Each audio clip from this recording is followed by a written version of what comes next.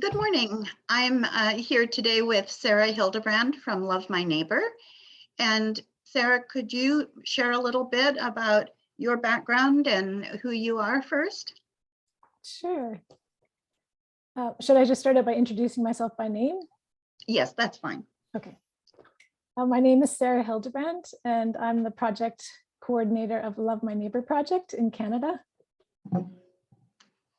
Wonderful. And would you share a little bit about how that project initially came to be?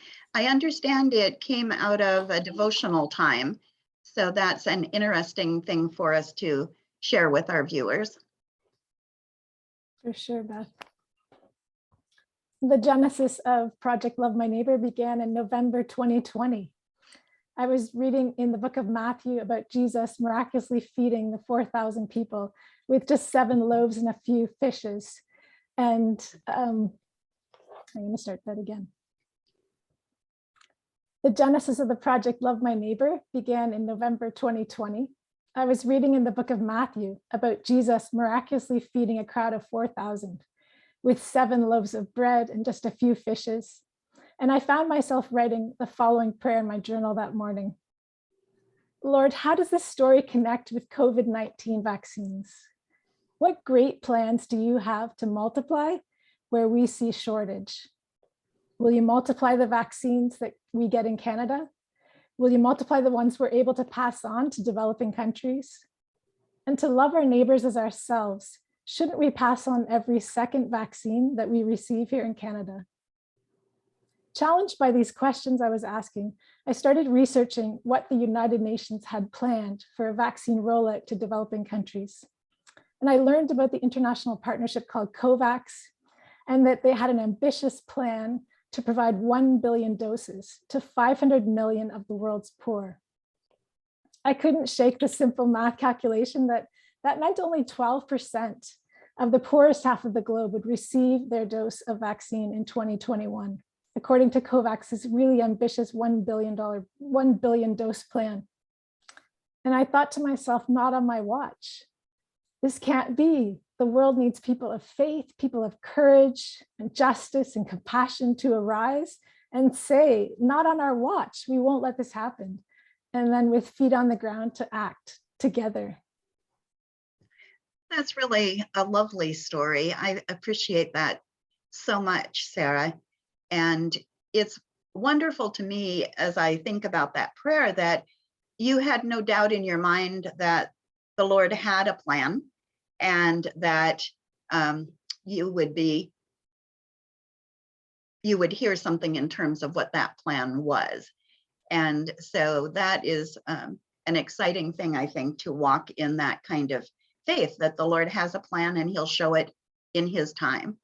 So could you share a little bit about how you got from there to Love My Neighbor actually being developed, just in a couple sentences? I know it's a big topic and we could do a whole interview just on that one question, but if you would share a little about that. How did you get feet on the ground? Sure. Let me just think for a second.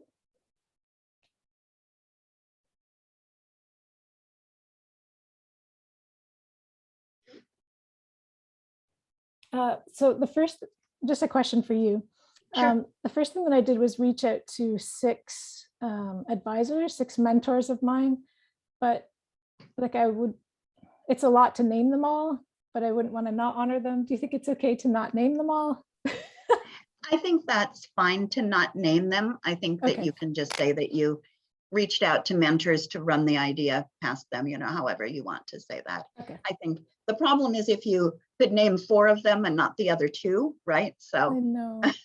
You're always wanting to thank the people that come alongside you and partner with you, because more than, as we all do, this doesn't happen with one person. It's always a huge team behind these projects, and so valuable.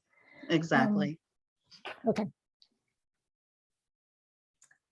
From having that initial idea to drafting a proposal and then reaching out to mentors and amazing leaders in diverse faith communities, I wanted some feedback on whether this would be doable, whether people would have a passion to pursue vaccine equity with me as well.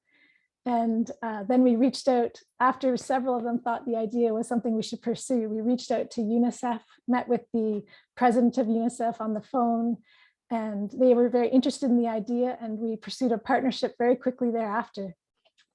And then it wasn't long before we were reaching out to faith communities and leaders that we knew through our interfaith connections and work we'd done collaboratively in the past to see if anyone would join us for an early February 2021 meeting, to see if there was interest and momentum to gather our faith communities together, organizations together, and see if Canadians wanted to make a difference for global vaccine equity.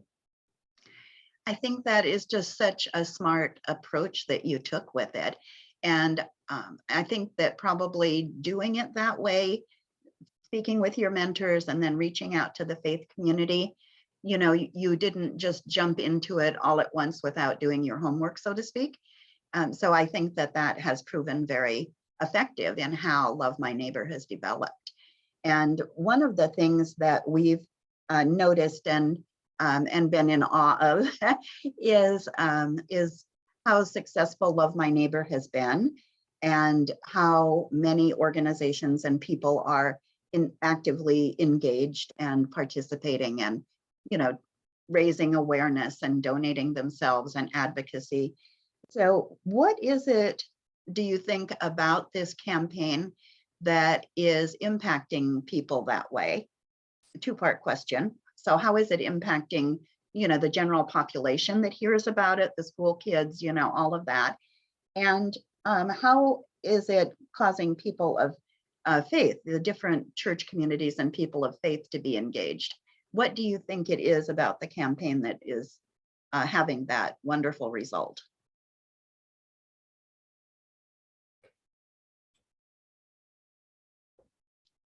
Another big question.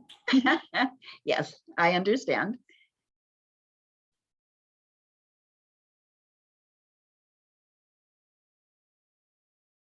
Okay, I'm just going to talk and you can keep what you want. That sounds like a good plan. Okay. I think communities have really resonated with the idea of loving their neighbor in the middle of a pandemic, when so many families have struggled on many different levels, as a lot of families found their children learning remotely, needing to go online, and huge pivots and transition that happened. And there was a thinking outward, I think, in many communities, and especially in faith communities too, as people thought about how can we help those who don't find themselves at the front of the vaccine lineup, like many high-income countries and those of us living in the United States or in Canada. So, and then there was another part to your question. Oh, about the faith communities, if there's anything more that you want to say about that. You know, I guess part of that question is that many churches and other faith communities would have an idea of wanting to do something to help, but not have a clear path of how to do that. And maybe even in trying to rally their own congregations, you know, how to actually engage their people. So any piece of that, whatever, if you have anything more to add about that. So if I was to talk about the paying it forward and the resonance of paying forward your own vaccine, does that make it not relate well to the American project, or is it okay to talk like that? Absolutely okay to talk that way. That would be, I think, a really good way to address that. As we reached out in faith communities and through organizations and just into Canadian society generally, we found that it really resonated with Canadians to gift forward or pay forward the vaccine that they would receive for free here in Canada to a global neighbor who wouldn't receive it as quickly as they would. Many congregations even set goals for themselves of gifting forward one vaccine per regular congregant in their worshiping body. So if there were 400 people that regularly attended a church in the west of Canada, they set themselves a goal of paying forward 400 vaccines for global neighbors. That's wonderful. That's a really amazing way to really engage the churches. That is really a brilliant idea. So I didn't talk as much about school. Like, did you want a bit of a list of the types of creative activities and ways people engaged, or is that still coming? No, that wasn't on my radar, but that would, I think, would be really good. 'Cause that sounds like I what think David just was looking for when he wanted it for his meeting. he probably you will wanna- applaud that you thought about that. Yeah, I can tell Sarah, that. if you have the time and you want to talk about that a little bit, that'll be great, because we'll pull out different snippets from this. So yeah, whatever you feel like you would like to share would be great. I even have some fun pictures to go with it. That church that set themselves a goal of 400 people vaccinated, they put it on a big sign on their front lawn, trying to engage the community around them. Like one of those signs where you physically put up each letter on those large black signs with the white letters on them. So there's lots of stories to tell. I think that would be fun. And I'm sure that David wouldn't mind having those pictures if you're willing to share those, Sure. too. If not now, then later they certainly could get worked into things. Okay, I'll just list a few stories for you. Okay. Canadians have engaged in Love My Neighbor, all different ages, many creative ideas. I think one of the first fundraisers was, that wasn't one of the first ones. I'm not going to say first. Nobody but you will know if it's the first or not. Canadians engaged in Love My Neighbor in many creative ways, lots of different ages. Our youngest, perhaps 4 and 5-year-old kindergarten classes at Leo Beck School, they sold kits to let their community know about the vaccine inequities that were occurring and helped to vaccinate 48 global neighbors this year and 48 global neighbors last year. They've been busy at work. One 13-year-old Carter decided for his 13th birthday, that milestone year, he was going to ask for vaccine gifts instead of regular birthday gifts. And so he's trying to raise $13,000 for vaccines. There was another couple in Calgary who, in celebrating their wedding, asked their guests to gift forward vaccines in lieu of wedding gifts. A rabbi in Ottawa swam across a 7-kilometer lake last summer to raise money for vaccines, invited her family, her congregation to gift forward vaccines and make donations as she was swimming across the lake in the summer. One minister decided he would buzz cut his hair after not having cut it for the early part of the pandemic, and set a goal for the congregation. If they were to reach that goal, he would cut off all his hair, which he then did after church on a Sunday afternoon. Those all are so creative and sound like such wonderful ways to get people involved and, make it fun to do something really important and really good for all of our neighbors. So that's really amazing. I think if we allow people to be creative in their own space, in their own way, look at the amazing things that come out of that. Those may not be things that would work in every community, but every community has things that will work, right? Mm-hmm. That's excellent. Well, the other question that we talked about was really how before we go on, do you mind? I'm just going to add a few more Sure. to that list to just round out the interfaith representation. So Okay. There's a Muslim students group. I can talk about what they did as well. Okay, that Okay. would be perfect. A Muslim students group at a high school decided to have a chai tea bake sale in the park and raised money donating everything for vaccines for global neighbors. That is another really creative thing to do. I mean, easy to get people to come for chai and a bake sale, right? Any kind of organizing, you know that the main thing is something good to drink and something to eat. That brings even the ones that are not quite so enthusiastic at first. For sure. I was thinking, I've done a lot of fundraising on college campuses, and that would be a good thing for us to look at here in terms of getting some of the groups on the college campuses engaged with doing something along those lines. There's a Baptist university, Crandall University in New Brunswick, and the student body decided to have a car wash to raise funds for vaccines. So that's how they made their contribution. That's great. So many different creative ways to do it. I think that is one of the things that excites me is that there's no one size fits all. It's just the goal is to raise money for vaccines. And, you know, as creative as you want to be to come up with that, that all works.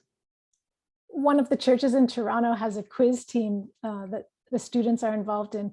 And so about 8 quizzers last spring quoted all the verses they'd been memorizing for their quizzing that year, and over 1,400 verses from Matthew, I think it was, and had sponsors from their family, friends, folks at church, and were able to raise $2,500 for vaccines for global neighbors just by quoting the Bible. That's wonderful. So for me, at least, because I'm not familiar with the term, what is a quizzing? Quizzing is, it's a bit of a competitive sport in churches.